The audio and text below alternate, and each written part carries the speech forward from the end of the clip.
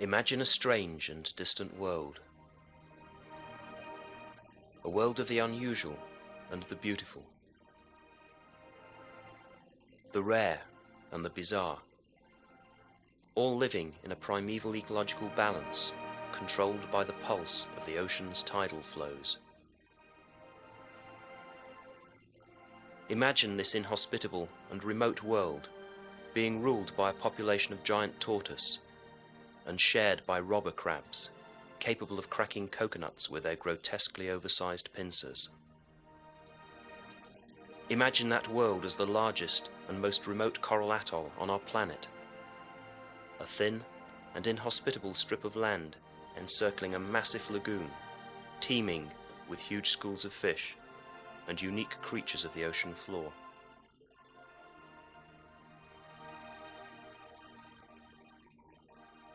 And if your imagination runs so wild, then you have come just a part of the way to recreating the mystery and magic of one of the Earth's most remote and inaccessible islands, and one of the ocean's most closely guarded secrets, Aldabra.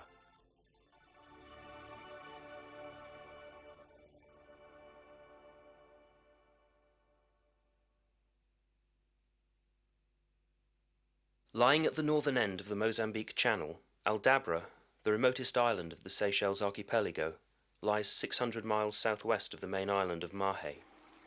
Our vessel, the Fantasea, a specially equipped dive boat purpose-built for expeditions of this sort, and usually based in the Red Sea, has already made the arduous journey down the East African coast to Port Victoria to refuel and take on supplies for the final leg of the expedition.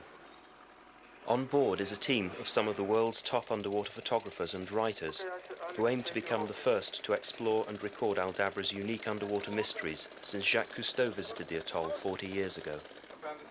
The only port of entry to the Seychelles in order to comply with immigration formalities is Victoria, on the main island of Mahe. Howard Rosenstein, the owner of the Fantasea, obtains port clearance from the harbour authorities at Victoria, and we prepare to cast off. On board, the crew carry out their last-minute preparation for this 5-week exploration, and the expedition members carry out last-minute equipment checks. David Duboulet, National Geographic's underwater contract photographer, has travelled to many of the world's most obscure places, but getting to Aldabra is a long-time dream he is now about to achieve.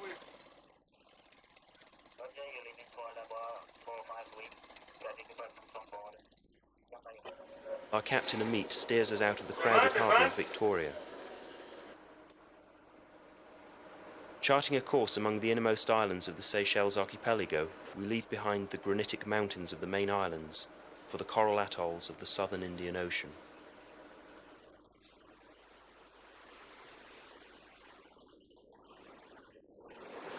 The first of these atolls that we will come across on the voyage to Aldabra lies some 250 nautical miles southwest of Mahe, a full day and a night at sea. The flat islands of Alphonse and Bijoutier rise only a few feet above the ocean's surface, lost among the vastness of the southern Indian Ocean. Even with modern navigational aids, they are so low-lying that they are difficult to find, even on the ship's radar.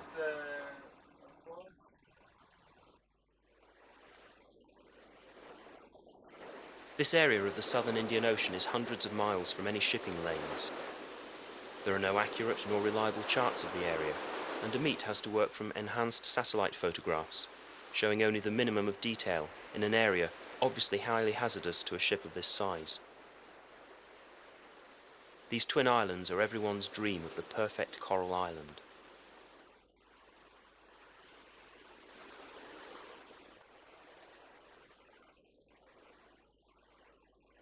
As the seabed starts to rise up towards us, we take up a temporary anchorage well offshore.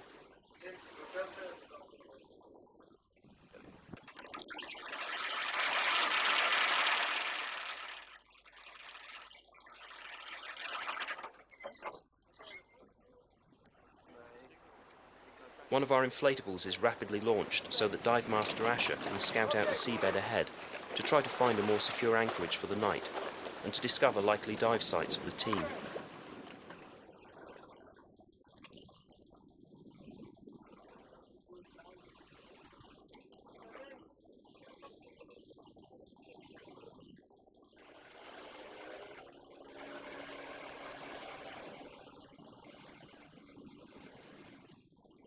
Meanwhile, after a day at sea, the photographers are already anxious to get ashore, and a small group of us head for Djibouti.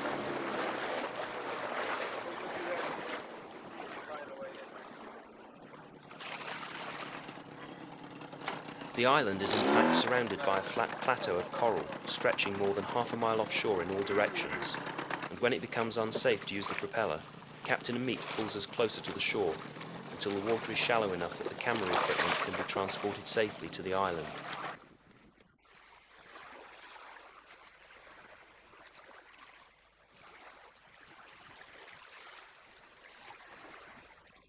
These flat, sun-drenched coral shallows are rich in life and provide easy pickings for a pair of heron.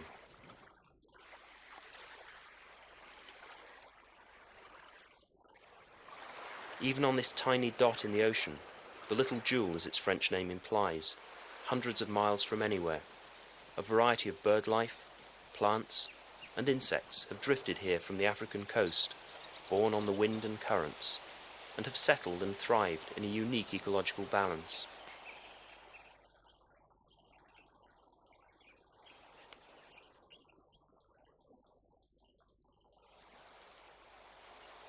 A pink hermit crab is not quite sure what to make of this human intrusion, whilst a land crab is less easily intimidated by this invasion of his island.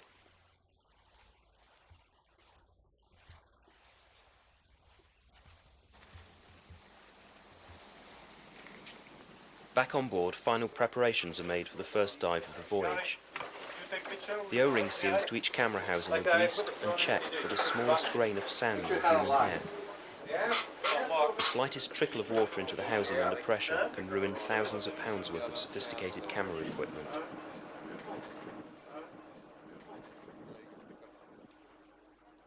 Under the ocean's surface, a fairy tale world awaits. The incredible white latticework of fan corals spreading along the ocean floor. This large potato cod, initially confused by our presence, is usually the head of the food chain here, but is disturbed by the intrusion of larger beings. We are outsiders, the strange alien creatures intruding into this pristine natural undersea world.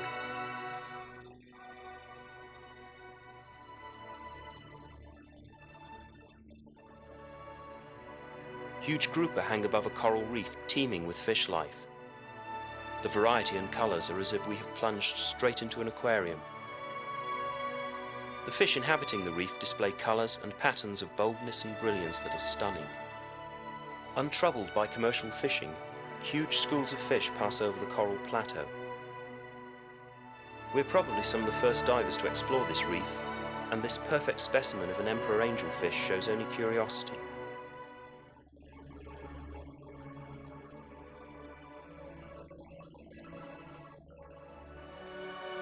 To our astonishment, these tiny fish share the protection of a coral crevice with a moray eel. Life goes on as normal on the reef. A prized aquarium specimen, this powder blue surgeonfish is feeding on algae on the coral, whilst another much sought-after specimen, the clownfish, is here in its natural environment. Already our photographic expedition has stumbled on a treasure trove of underwater life. Another moray surrounded by a host of tiny fish shows us that we have discovered a relationship between these creatures, which is apparently common here, but that we have seen nowhere else in the world.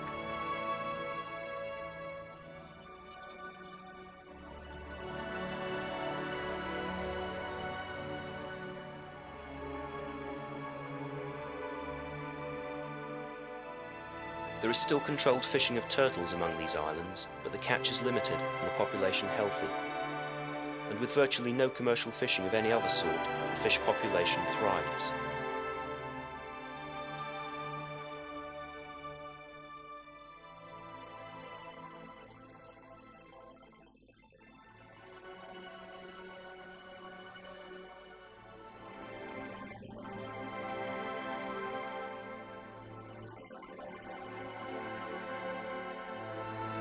Even though our ship has only been at anchor for a short time, already tiny fish are starting to school under its keel, seeking the protection and shelter of this newly arrived island.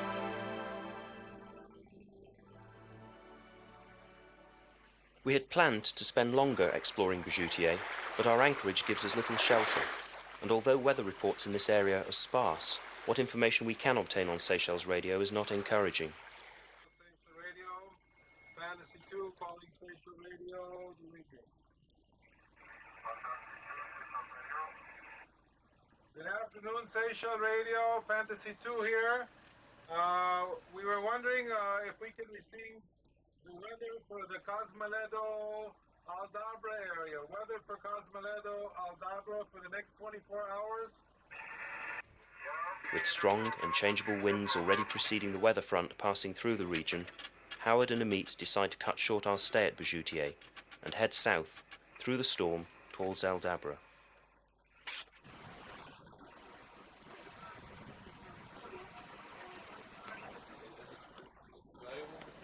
An uncomfortable 2-day passage across the deserted Indian Ocean follows.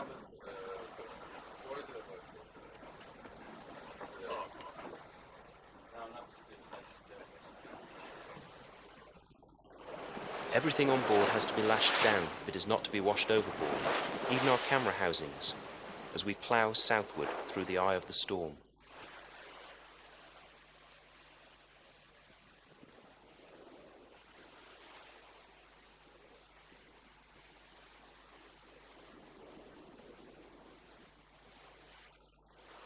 "600 miles south of Marhe, the storm has passed, and we make our next landfall on the uninhabited coral atoll of Astove. In a way, this is a microcosm of what we can expect to find at Aldabra, a huge, shallow lagoon, surrounded by a narrow strip of land, with only one outlet from the lagoon to the sea. The modern technology of the depth sounder can only tell us so much, and Betty scouts the ocean floor for the best anchorage. Again, there are no charts upon which we can rely, and the only way to ensure a safe anchorage is for our dive masters to scout ahead in the inflatable. Because of the lack of reliable information about the area, part of the planning of our expedition has involved chartering a light aircraft, and from the film we have taken on that flight, we've been able to plan our landfall at Astove. From the air, the nature of the atoll is very clear, a flat, inhospitable strip of scrubland surrounding the shallow lagoon, which fills and empties on each tide through just one narrow and winding channel. On a rising tide, water floods in through this channel to fill the lagoon, and on a falling tide, nutrient-rich sediments from the lagoon are pumped out into the ocean in a cloud and borne away by the ocean current. On the basis of our aerial reconnaissance, we had already decided that the mouth of the channel would be the location of our underwater exploration of Astove. Astove is just a dead coral reef raised above the ocean's surface. Sustaining only a minimum of plant life, it is hard to imagine that once, many years ago, this coral rubble was a mass of living creatures, a living coral reef that time, tides, and weather have now eroded to this lifeless form. The channel meanders out towards the ocean, and it is along the channel that the life flow of the atoll passes twice daily on each tide.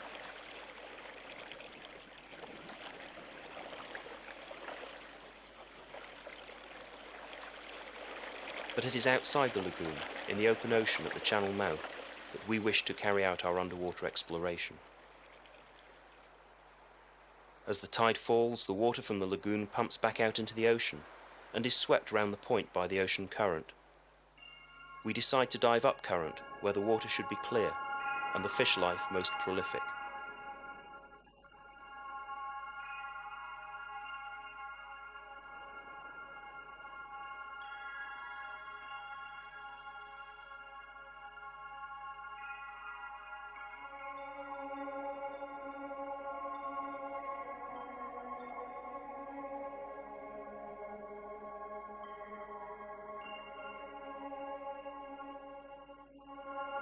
The channel mouth of Astove is probably one of the richest dive locations that any of our team has ever experienced.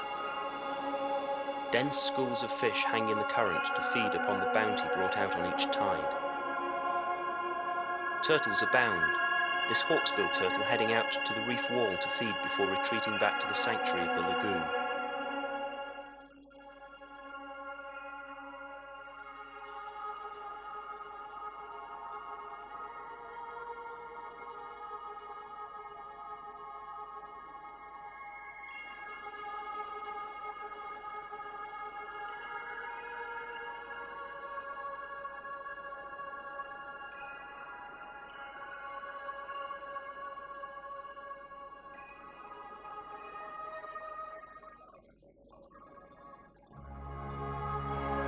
Inevitably, this profusion of life brings with it predators. A hammerhead shark cruising the shallow water, close inshore, tempted by the wealth of fish life.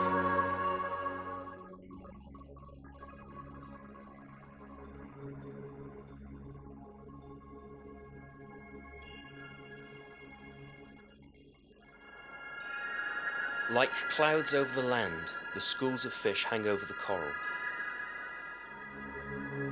Large oriental sweetlips, again usually solitary reef dwellers, here school together. Yet the individual characters of the reef are also present in astonishing variety. We identify several different pufferfish in just one small area of reef. The skin and internal organs of the pufferfish are extremely toxic, but their flesh is considered a delicacy in Japan, and despite careful preparation, several adventurous but unlucky gourmets die each year.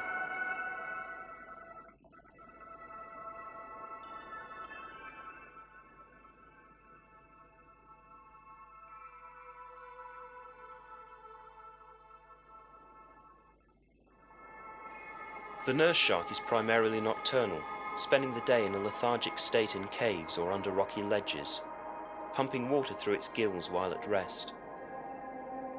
Nurse sharks are noted for their peculiar form of suction feeding, creating a vacuum sufficient to suck in their victim. Their diet consists of small reef invertebrates such as sea urchins, crabs, squid, and larger prey such as the octopus, whose defense mechanism relies on the ability to change color and texture, and to squeeze into the smallest of crevices in the reef.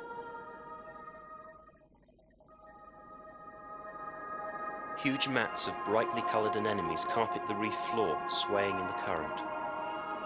More normally seen in isolated clumps, here the fields of anemones stretch like a tentacled garden, and anemone fish glide in and out of the forest of tentacles, immune to their lethal poison.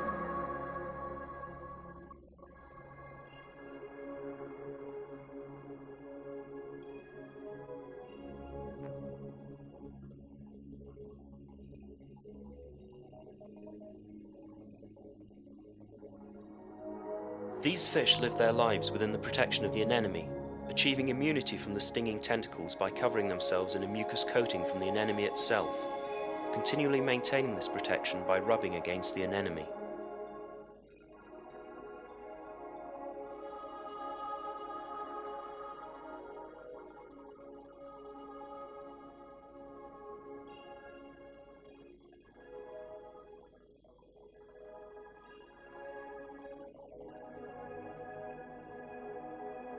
The most conspicuous feature of the giant clam is its bright blue mantle, the two valves of its massive fluted shell being almost entirely embedded in the surrounding coral. And the creatures of the ocean grow large and bizarre, like the prickly redfish sea cucumber, somewhat like an overgrown underwater caterpillar.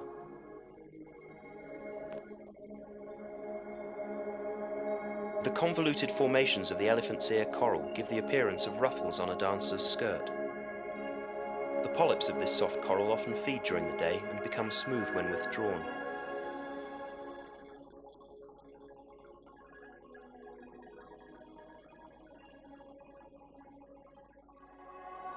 Like a pink lace undergarment, the flow of water aerates the egg cluster of the nudibranch known as the Spanish dancer. The unpolluted, clear, warm waters of the Indian Ocean provide perfect conditions for corals to grow in strange and bizarre shapes and forms.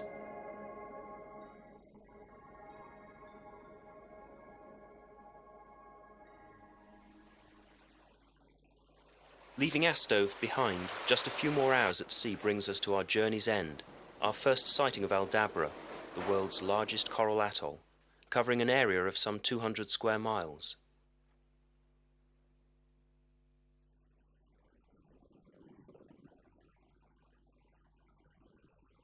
Again, nautical charts tell us little about the atoll, and we can only rely on what our eyes tell us, the lighter blue of the ocean signifying the shallow waters of the reef.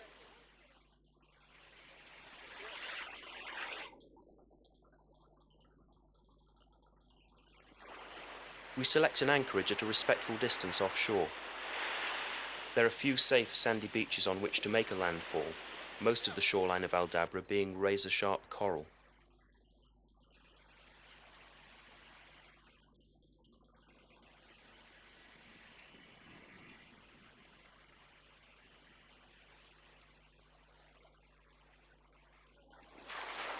Less than a dozen islanders now caretake the abandoned research station on Aldabra, the remotest outpost of the Republic of the Seychelles.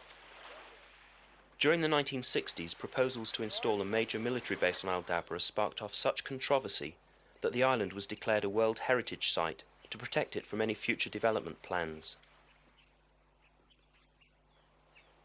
Human beings have now abandoned any attempts to colonise Aldabra, which, save for the handful of caretakers who now remain, has been given back to its rightful occupants, the giant tortoise, the only creatures who thrive in this remote and inhospitable world.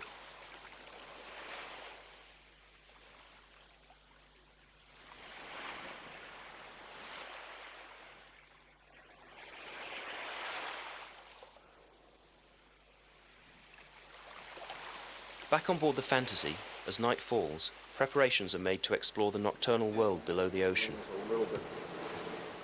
David Duboulet assembles a specially designed 3,000-watt light, needing its own separate power supply from the boat. Does anybody need a torch?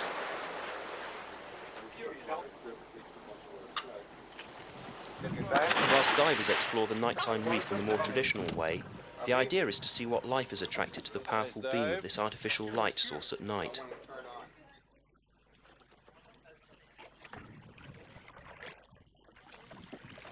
Within minutes of switching on the light, the ocean teems with microscopic life attracted to the beam.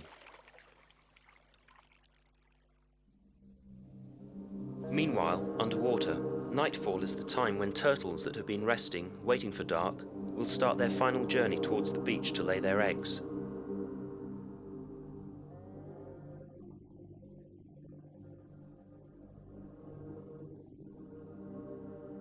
We wish to follow them into their nesting beach on the final stage of their journey. Immediately, we come upon a hawksbill turtle who somersaults playfully in our lights before swimming off into the night towards the beach.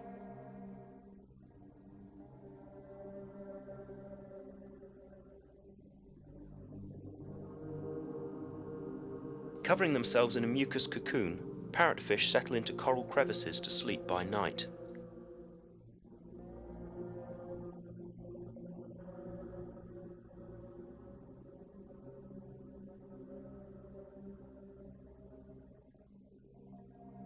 The lionfish presents one of the most magnificent sights on the reef. The plume-like fins have an ominous rather than ornamental function. Along their length lie a series of formidable poison glands. These winged-like pectoral fins are effective in cornering prey in coral crevices. The tessellated flaps above the eyes are believed to be sensory devices, helping this bizarre fish to hunt at night. Under a coral overhang, another nocturnal predator, the nurse shark, is just waking from its day's slumber. The nurse shark is not considered aggressive, but will actively defend itself. Its tiny, beady eye never leaves us.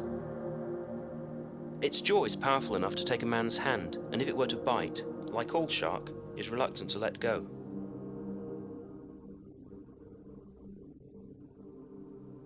The camera lights disturb a giant sea cucumber which rears its grotesque head in protest.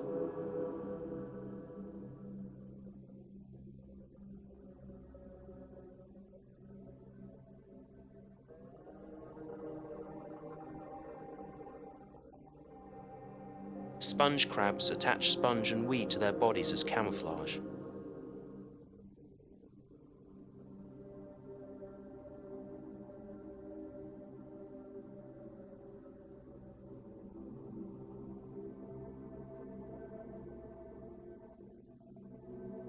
Other creatures of the night, highly prized by shell collectors, these cowrie graze on the coral.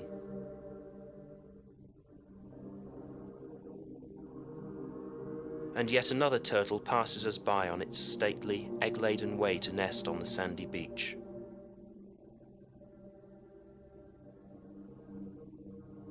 The turtle is an endangered species, and we did not want to disturb them whilst they were actually laying, but before first light we were on the beach. The females deposit about 90 to 100 eggs in a night, and by dawn the eggs have been laid, the hull has been covered over, and exhausted, she drags herself inch by inch back down the beach towards the sea. Caught out in the open, perhaps trying to plunder the turtle's nest, this robber crab retreats back towards the safety of its lair.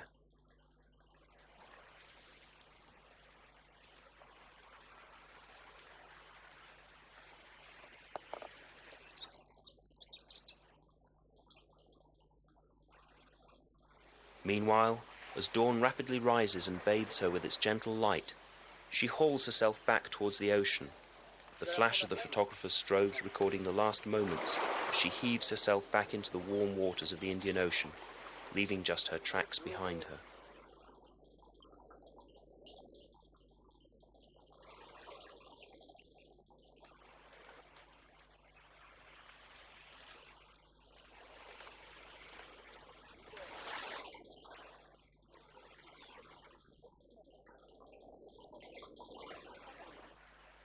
With the first light of dawn, the tortoise on Aldabra awaken and start to feed. These huge creatures survive on a diet of grass and the lower leaves of the bushes and foliage of the island. The tortoise feed in the morning and in the evening. On an island with little surface water nor rainfall, much of the tortoise's intake of moisture is extracted from the vegetation on which they feed.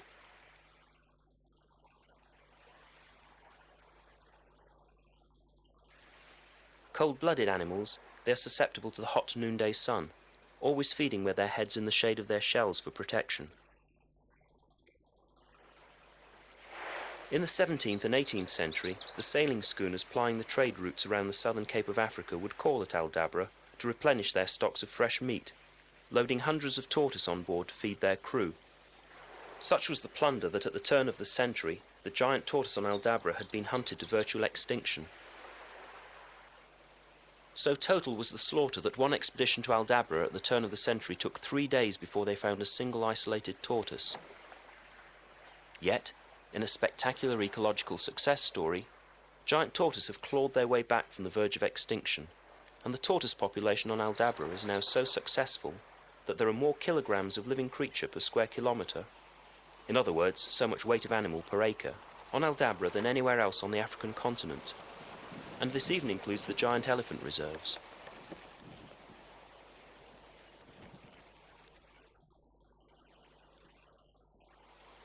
At the last count, the breeding colony of giant tortoise on Aldabra numbered 160,000, and the population continues to grow and thrive.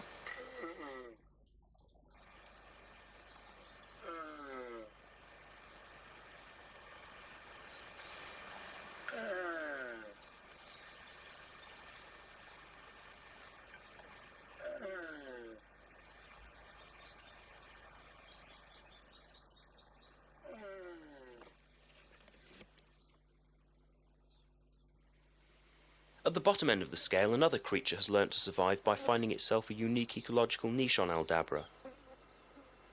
This hermit crab survives by eating the partially digested contents of the droppings of the giant tortoise. Distributing the droppings over the soil, this natural fertilizer enters the soil far more easily at times of rain, and in turn fertilizes the trees and foliage. Giant coconut crabs also survive in Aldabra, their pincers powerful enough to crack open the husk of a coconut to suck out the soft interior.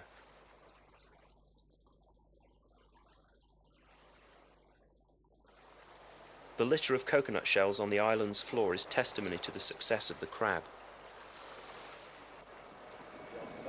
Back on board the Fantasea, a minor crisis has to be dealt with. So successful was David Duboulez's nightlight in attracting life that all the filters on board the boat have been blocked up by thousands of tiny baby octopus, which have to be cleared from the system before we can get underway.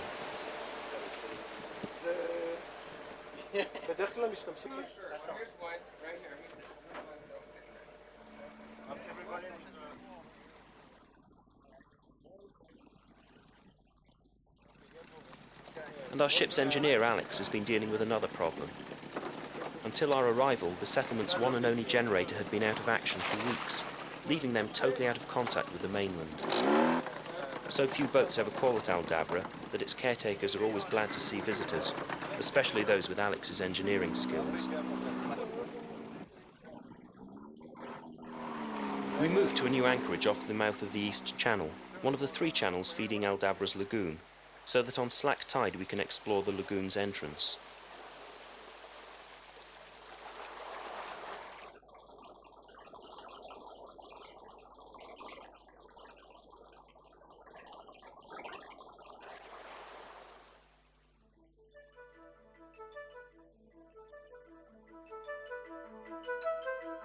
As soon as we enter the water, we see a similar pattern to that we had witnessed at a stove, but on a far greater scale. Here at the mouth of the channel, the undersea life is prolific, the fish waiting on the slack water for the tide to rise before they can make their way to feed in the inner lagoon of Aldabra. The channel entrance is teeming with marine life, all waiting for the signal on the turn of the tide when the current will start running. Everywhere are huge schools of big fish, like runners at the start of a marathon, waiting to flood in on the tide through the narrow channel entrance. The fish we are seeing here are not the usual reef dwellers, but are schooling oceanic fish such as jack and snapper, blue water fish who roam the oceanic currents in search of their food, but whose behaviour patterns have adapted at Aldabra to the ebb and flow of the tides in the lagoon. In the open ocean, fish school together for safety and protection, their vast numbers visually confusing predators, making it difficult to target any one individual. Sometimes individuals of one species hide amongst the school, taking advantage of the cover offered by the shoal. But at Aldabra, the schooling fish have one common objective. All are waiting for the rising tide to flow into the massive storehouse of food that is the heart of the lagoon. And the larger individuals take advantage of the underwater service industry that has developed on the reef, so that while waiting, fish can rid themselves of any parasites. Hanging motionless over underwater cleaning stations, a large sweetlips opens its mouth and gills to allow the tiny specialist blue-striped cleaner wrasse to remove dead skin and parasites from those most delicate parts of its body.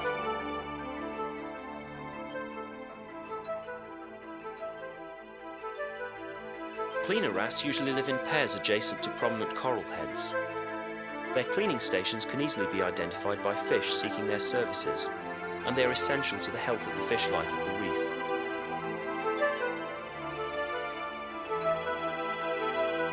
Cleaner wrasse are small, specialised fish with long, pointed snouts and tweezer-like jaws, enabling them to pick tiny parasites and bacteria from the skin of their hosts. Without these medics of the reef, studies have shown a rapid decline in the health of the fish population and, on occasions, the virtual abandonment of a reef. The distinctive shape and colour of the cleaner wrasse identifies it to its host and distinguishes it as a friend rather than food, providing it with immunity from attack and the ability to venture even into the deadly jaws of the moray eel with impunity. Skunk shrimps perform a similar service on the reef. This large grouper is enjoying the attentions of both the cleaner wrasse and the shrimp services. A mutually beneficial relationship between two different species is known as symbiosis, and nowhere is it better illustrated than in the relationship between the anemone and the anemone fish. The tentacles contain a poison lethal to most fish, but the anemone fish have developed an immunity to the poison, and in return for the protection provided, the fish keep it free from parasites, and also take advantage of scraps of food derived from the anemone's prey. Other juvenile fish take advantage of the protection offered by coral, although this is not a truly symbiotic relationship, as the coral itself receives no obvious benefit in return for the safe haven it provides.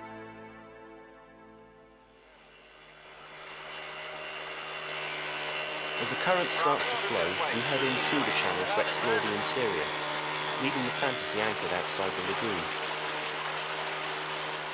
Once inside the channel entrance, the water is only a few feet deep, and the current runs fast.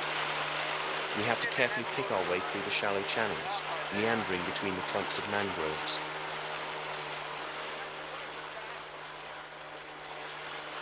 Flocks of frigate birds wheel and cry overhead.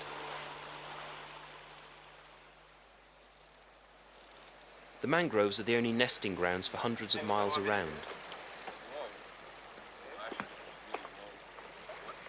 Soon the water becomes too shallow for the boat to go any further. David Duboulet sees this unique environment as an ideal photo opportunity.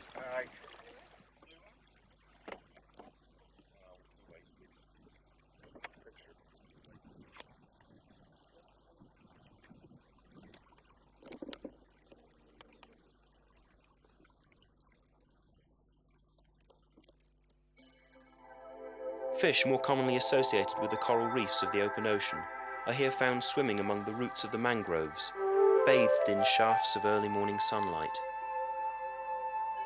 The mangrove is the only tree that can grow in this environment, its roots not being planted in dry land, but in the salt water and seabed below. The bright colours of a juvenile emperor angelfish, more usually at home on the coral reef, stand out among the pastel hues of the mangrove roots. Some fish have made the inland lagoon their home, venturing out from their holes and caves and retreating there when the pull of the tide gets too strong.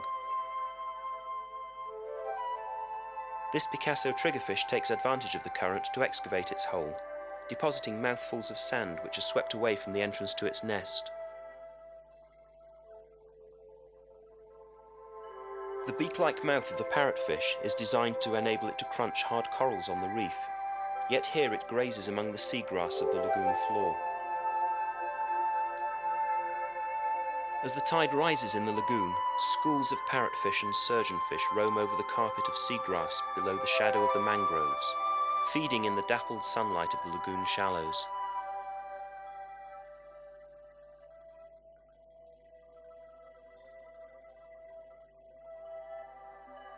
The fish feed furiously.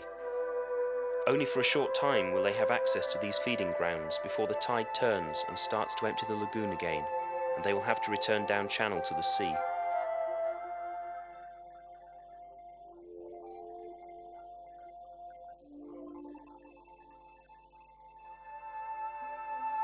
At low tide, the lagoon totally drains of all water, save for the deepest of the channels. Stingray, creatures of the open ocean floor, cruise the lagoon shallows in search of food. The lagoon is an ideal environment for bottom feeders. And as the flow of current gets stronger and reaches its peak, visibility deteriorates, and in the murk stirred up, a small black-tipped shark darts by in search of prey.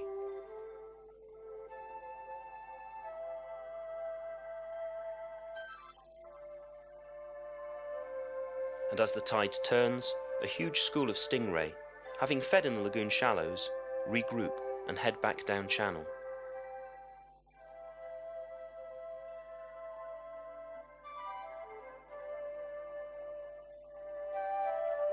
The lagoon is rarely still, and it quickly becomes time for us to leave, so that we do not find ourselves aground and stranded in the shallows, awaiting the next inflow of tide.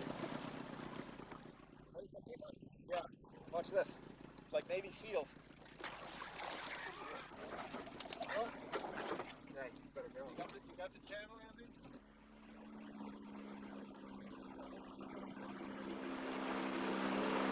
We find our channel and head out towards the open ocean.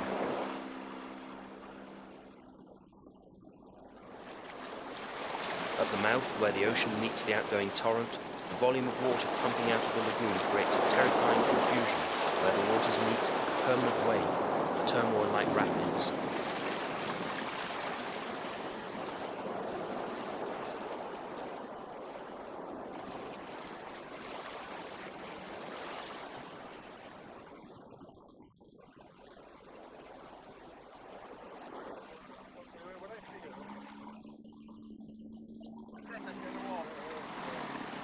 The narrowest of the channels leading from the ocean to the lagoon is known as the Johnny Channel, a straight cut through the reef from the ocean which leads to a maze of islands inside the lagoon.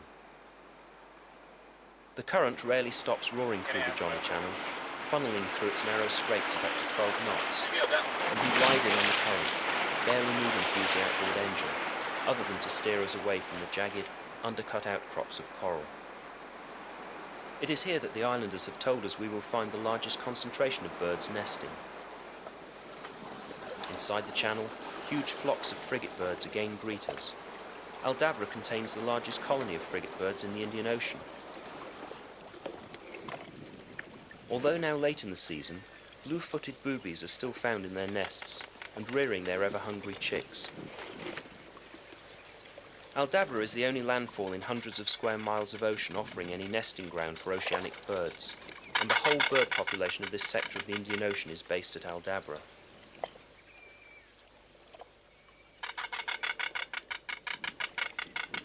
The lagoon not only provides a mid-oceanic resting place for seabirds, but is also the home of certain indigenous species.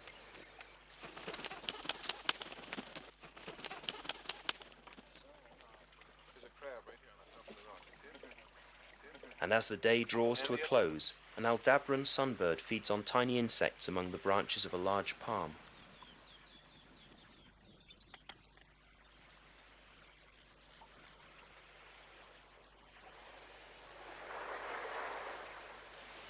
And as the creatures of the night start to stir, we chance upon the island's rarest and most unique bird. The flightless rail is a distant relative to the dodo. Flightless birds have become extinct on almost all the islands of the Southern Ocean due to man's introduction of feral predators, such as dogs, cats, and rats. But on Aldabra, this flightless creature still survives. In the early evening, we get a rare and lucky sighting of this highly endangered and unique species. Only a handful of breeding pairs of rail are believed to survive in the world. The blue-eyed sacred ibis of Aldabra is another subspecies found only here on the atoll.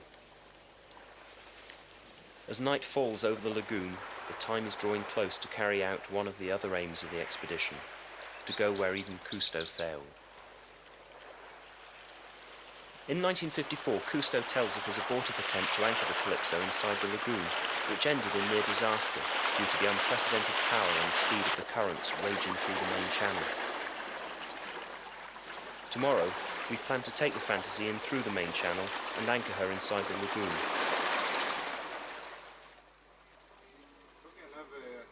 Next morning, the radar shows us the clearly defined channel, and on the flowing tide, we head into the main channel, where we believe no ship of this size has ventured for almost 40 years. Tension on board reaches climax.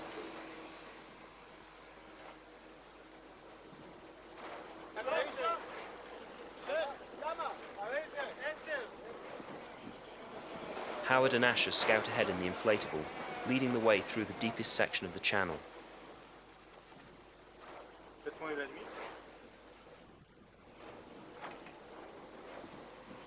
On the bridge, few words are spoken. Concentration is complete and absolute. As we head in, the boundary between the channel and the coral shallows is clearly defined. We must get to our anchorage before the tide starts to flow, as at its peak, the speed of the tide is faster than the engines can push the Fantasea.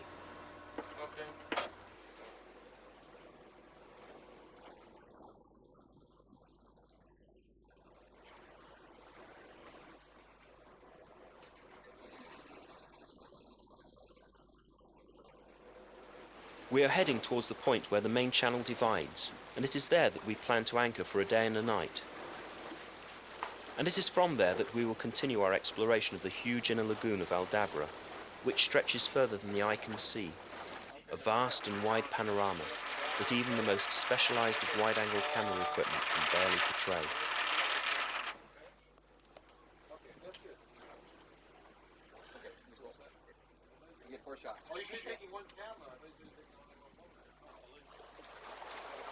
As we reach the fork in the channel, our two anchors are dropped.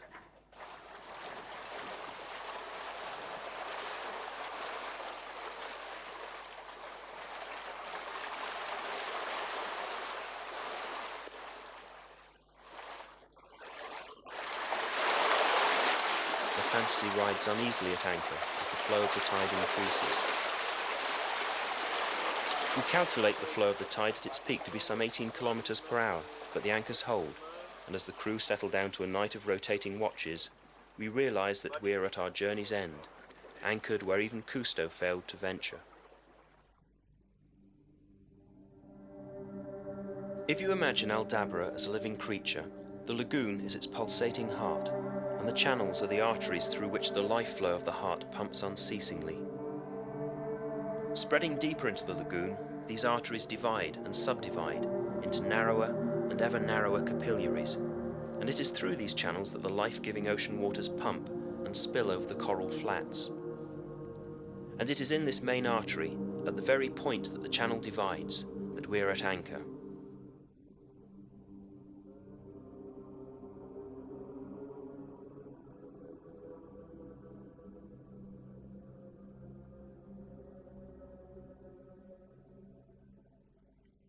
With the flow of tide at dawn, we realise all is not well.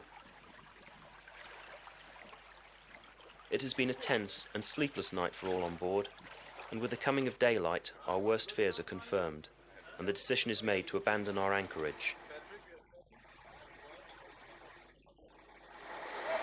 During the night, the anchors have twisted and dragged. Instead of being able to dive inside the lagoon, we are now losing ground, and the Fantasea is drifting out to sea.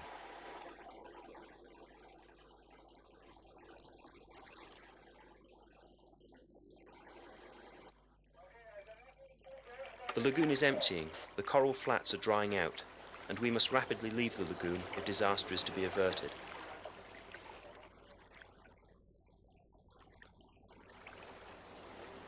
Drifting broadside onto the current, we again follow the footsteps of Cousteau and head for a safer anchorage outside the mouth of the main channel.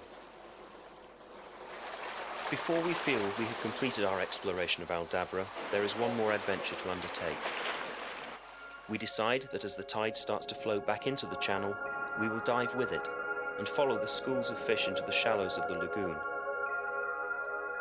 Only then will we truly appreciate the life flow and pulse of this unique ecosystem. We will become part of the twice daily ebb and flow of the lifeblood of the atoll.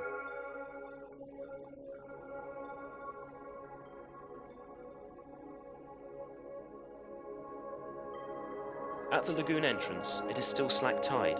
The current has not yet started to flow, but the fish are already schooling in anticipation of the turn of the tide, when the pulse of nature, on its invisible twice-daily signal, will draw them like a magnet along the narrow confines of the channel, back into the lagoon's heart.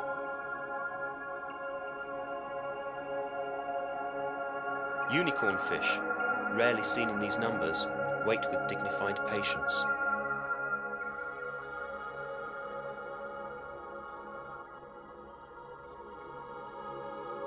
Surgeonfish, sergeant major, fusilier, snapper, parrotfish, butterfly fish, all crisscross in a confusion of anticipation. A squadron of batfish circle overhead, maintaining a stately distance from the hurly-burly below. Activity at the cleaning stations have ceased, and their customers, the sweet lips, are themselves grouping together in anticipation for the migration up channel to feed.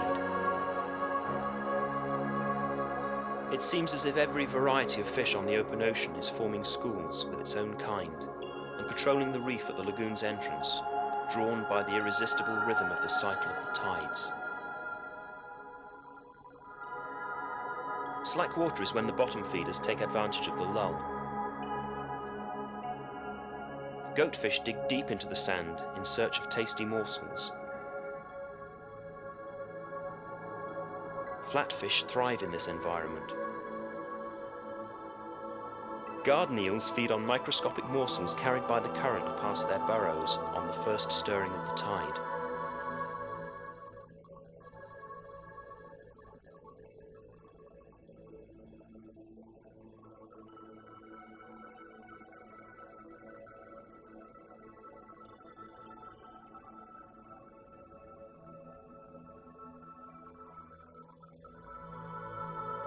Every creature of the ocean floor is on the move.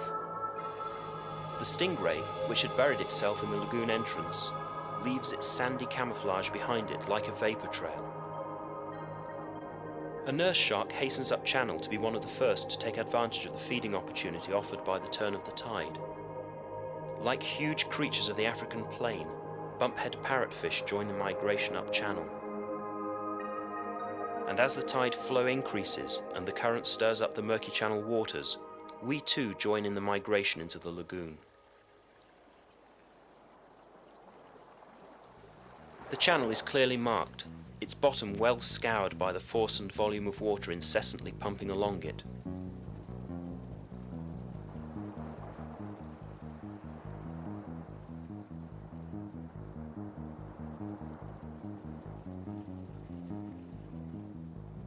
A potato cod takes shelter in the coral from the increasing current.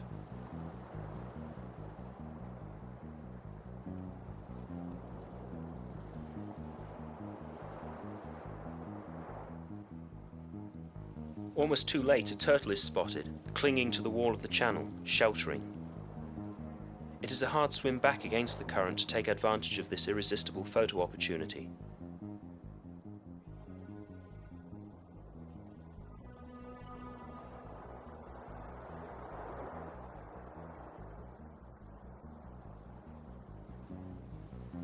On the rising tide, the batfish have now started to join the procession up channel.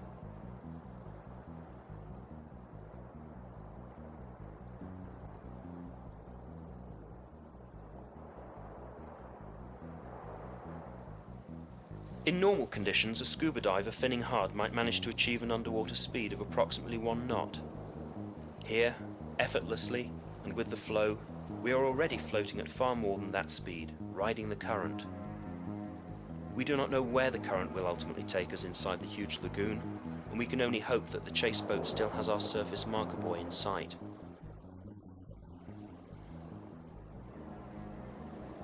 Even stingrays seem to have to fight against the current, and hug the bottom where the pull of the current will be less.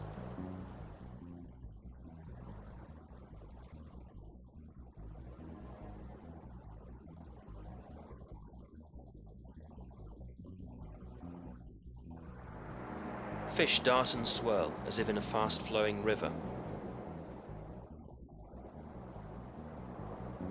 Razor-sharp coral heads become a danger as our speed increases.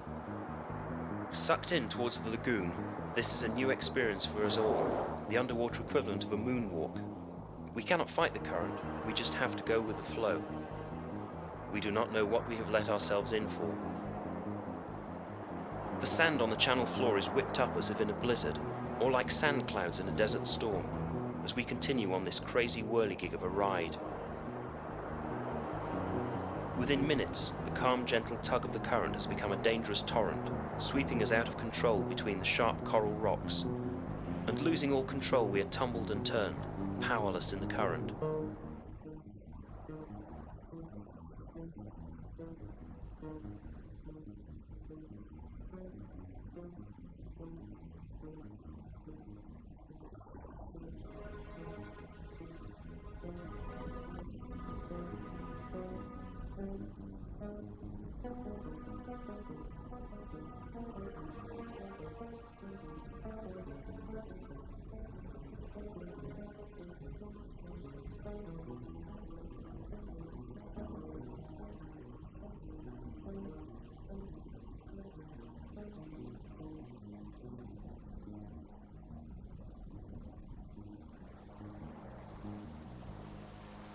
To have been a tiny part of the lifeblood flowing through the main artery of Aldabra's heart has been a mystical experience, and given each of us a little more understanding and feeling for the awesome power and natural forces controlling the lagoon.